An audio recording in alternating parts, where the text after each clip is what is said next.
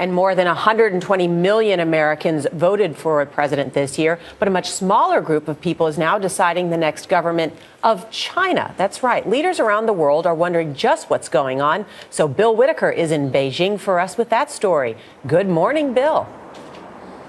Good morning, Nora.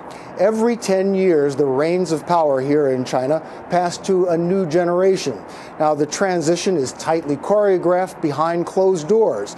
Unlike the U.S., the Chinese people don't have a say, but they're making their voices heard just the same.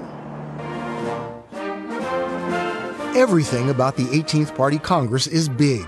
Beijing's Great Hall of the People, more than 2,000 delegates.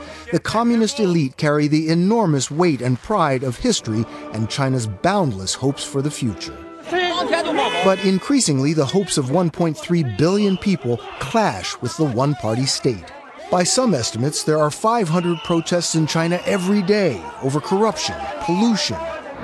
Last week in the central coastal city of Ningbo, huge protests over the expansion of a petrochemical plant. Communist officials said it was good for the economy. 10,000 angry citizens said it was bad for their health. So where were you in the crowd? 35-year-old building contractor Zhu Jinglong was in the middle of it. He shot this video on his cell phone. The air quality in Ningbo has deteriorated for years, he says. It's not just air quality, but food and water. His daughter, he says, is always sick. His wife always sneezing. The pollution we suffer is too severe. He told us the people of Ningbo aren't known to protest, but they just can't take this anymore. Are you not afraid?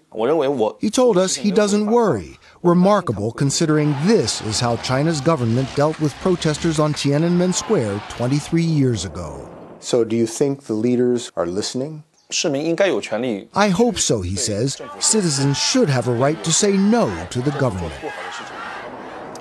Bowing to public pressure, the officials in Ningbo decided to halt the expansion of that plant. Now, today, outgoing President Hu Jintao said that growing gap between rich and poor and growing corruption could lead to growing social unrest, and that, he said, could threaten the power of the Communist Party. Nora? So interesting. Bill Whitaker, thank you.